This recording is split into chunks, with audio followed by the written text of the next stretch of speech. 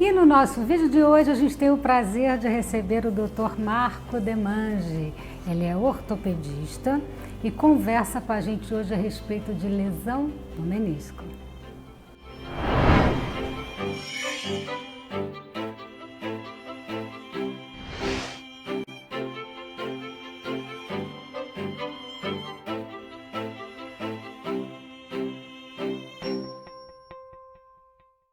A gente conversa sobre lesão no menisco com o Dr. Marco Demange. Obrigada, doutor, pela sua participação aqui no nosso canal. Mais uma vez, um prazer tê-lo aqui com a gente. Doutor, lesão do menisco é muito frequente? Sheila, muito obrigado pelo convite novamente. E, de fato, sim, a lesão do menisco é bastante frequente. Dentro das lesões que podem acontecer no joelho, acho que é uma das mais comuns. A gente encontra tanto no jovem, aquela lesão que ele tem um trauma, ele torce o joelho, agacha e gira rapidamente, como a gente tem o outro extremo, que é por o excesso de gasto, de sobrecarga, que acontece na terceira idade, que é uma lesão até meio degenerativa, como se a borracha, que o menisco funciona como se fosse um coxim, fosse ressecando e uma hora ele se quebra. Mas então, doutor, a respeito do menisco, vamos começar tentando entender o que é o menisco. O menisco ele funciona como se fosse um amortecedor dentro do joelho. Então imagine que o joelho tem um osso em cima, que chama fêmur, o osso da coxa. Tem um osso embaixo, que é a tíbia. Tem a tíbia e a fíbula, mas é a tíbia que encosta no fêmur. Os dois são revestidos por cartilagem, como se fosse um revestimento. A cartilagem, do ponto de vista de aspecto, ela parece aquele branco do coco mais maduro. Tá? E entre os dois existe uma estrutura fibrocartilaginosa, isso do ponto de vista de aspecto parece uma borracha, em formato de C, que é o menisco. Então você tem um do lado interno, um do lado externo do joelho, menisco medial e lateral. Então ele fica no entorno, né? Ele fica internamente no entorno, então o joelho está assim, é como se ele fosse um coxinho de borracha apoiando sobre. Mas a função dele é como o que acontece na coluna, né? A gente é para amortecer impacto, é isso? A principal função do menisco é amortecer impacto. Ah, é? Então, doutor, vamos falar então dessa principal função quando os acidentes, os traumas acontecem na infância. Vamos começar pela infância, depois a gente vai seguindo as idades? Vamos. Na infância o menisco machuca menos, porque ele tem mais elasticidade. O menisco ele é composto de colágeno na sua maioria. Então o colágeno ele perde elasticidade ao longo da vida. Então é difícil na criança alguém machucar o menisco, a não ser que a criança já tenha algum tipo de predisposição. Algumas crianças têm um menisco que ao invés dele ter um formato de um C, ele tem o formato de um disco. Isso se chama menisco discoide. Esse tipo de formato de menisco, que é uma variação ao nascimento e ao desenvolvimento, tem um pouco mais de chance de machucar. Mas é algo relativamente pouco frequente. E como identificar? Tem alguma característica da criança no caminhar? Alguma coisa se altera para que os pais tenham mais atenção com esse joelho dessa criança? Geralmente são crianças que referem estalidos frequentes no joelho, principalmente quando elas agacham, levantam, e uma dor na região externa do joelho, no lado lateral. Mas o mais comum é um estalido e um desconforto depois da atividade física. Faz aquele estalinho. Porque é muito comum, quando a criança está crescendo, aquela famosa dor de crescimento, né? As pessoas comentam, isso é dor de crescimento, isso é normal. Até que ponto tem que se ter atenção que não seja a dor do crescimento? A dor do crescimento é comum e, aliás, a gente tem outros tipos de dores que o pessoal se relaciona com a dor do crescimento. Uma dor na frente da perna, que chama síndrome de Osgood-Schlatter, que acontece bem onde insere o tendão da patela, e tem outras também. O menisco discoide, ele não tem uma relação com o crescimento em si. Então, geralmente aparece quando a pessoa faz algum tipo de esporte que gira, exemplo, balé, tipos de corrida com mudança de direção, e percebe esse estalido na área lateral. Mas, de novo, não é tão frequente assim.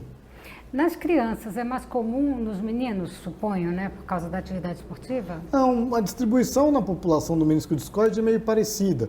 Ela até, na teoria, um pouco mais frequente nas meninas. Só que como os meninos fazem mais esporte com giro, eles tendem a descobrir isso com mais facilidade. A descobrir, né? Investigar, pesquisar não é indicado, né? É natural, aguarda.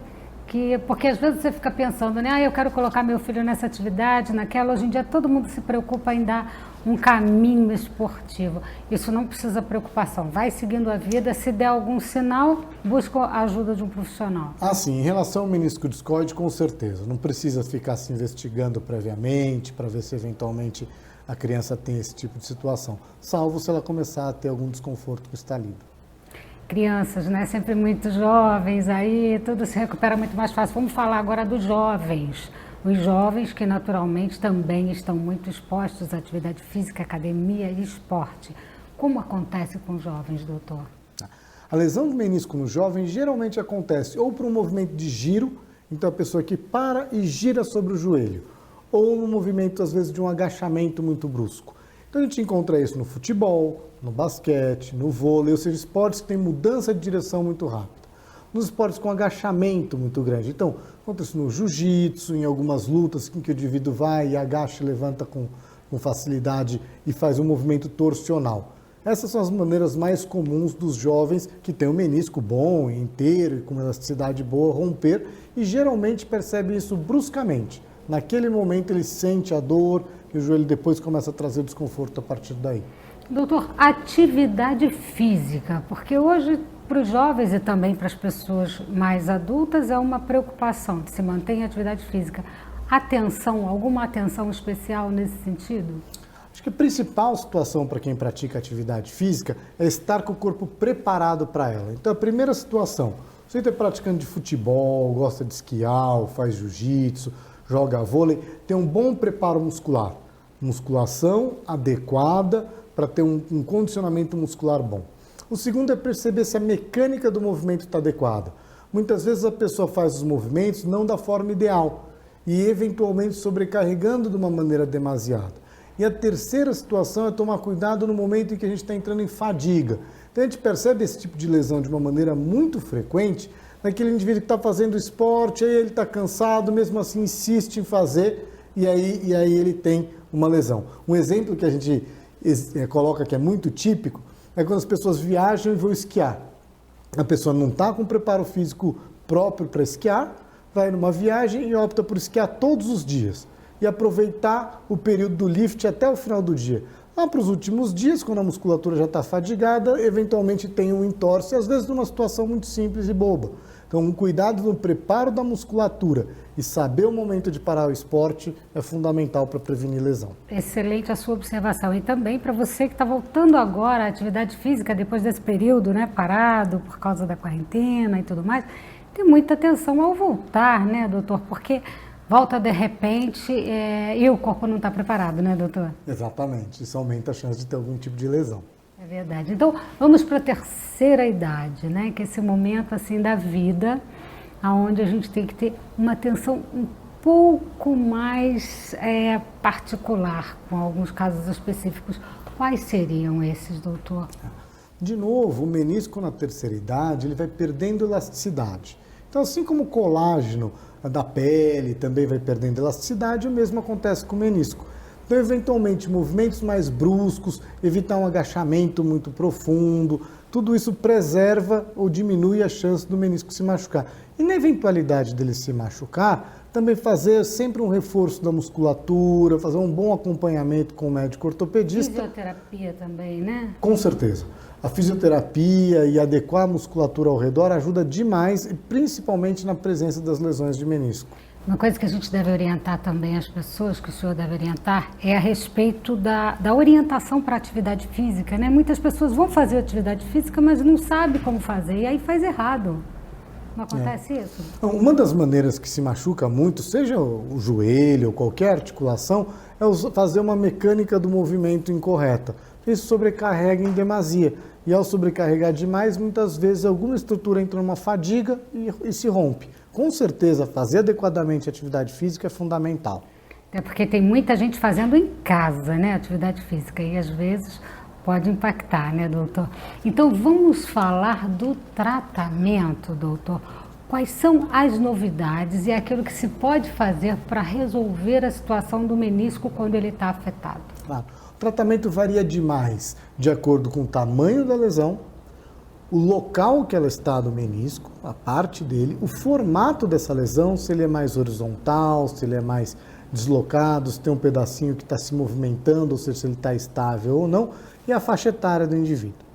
O que a gente pode dizer é que, da maioria das vezes, as lesões em que elas não têm pedaços que se movimentam e que causam dor frequente e que sejam mais estáveis, a gente tem mais chance de não precisar de nenhum tipo de intervenção cirúrgica e a pessoa conviver com o problema fazendo um bom fortalecimento. As lesões mais instáveis, ou seja, aquelas que o menisco fica se movimentando, ou aquelas que são um pouco maiores e causam mais desconforto, a gente divide entre os indivíduos mais jovens e os indivíduos que já têm um colágeno, uma elasticidade do menisco pior. Nos indivíduos mais jovens, muitas vezes uma intervenção cirúrgica feita com uma cirurgia por vídeo pode ajudar demais no problema. E nessa linha nós temos dois grandes grupos de cirurgia. Aquelas cirurgias em que a gente consegue reparar o menisco, ou seja, costurar a área machucada. O nome técnico disso é sutura meniscal. Isso tem um grande benefício para preservar o menisco do indivíduo. E tem as outras situações em que se remove o pedaço machucado. O nome disso é menissectomia. É como se a gente pegasse uma unha quebrada e cortasse a área dela quebrada e removesse. Então, corta-se somente a área machucada do menisco. Entretanto, o indivíduo fica com o menisco um pouco menor do que ele tinha originariamente. Então, esses são os dois tipos de cirurgias principais. Na terceira idade, se evita a cirurgia. Porque na terceira idade a gente já sabe que o próprio menisco da pessoa ele é quebradiço por natureza. Então, eventualmente, o sujeito faz uma cirurgia, num menisco já quebradiço, e ele, num segundo momento, volta a ter uma segunda lesão, algo nesse sentido. Mas, em algumas situações, mesmo na terceira idade, a cirurgia ela é benéfica. Nas situações em que o menisco tem um pedaço deslocado que está trazendo um problema mecânico no joelho, ou um pedaço dobrado que está apertando demais e a dor não melhorando, isso se chama impacto osteomeniscal.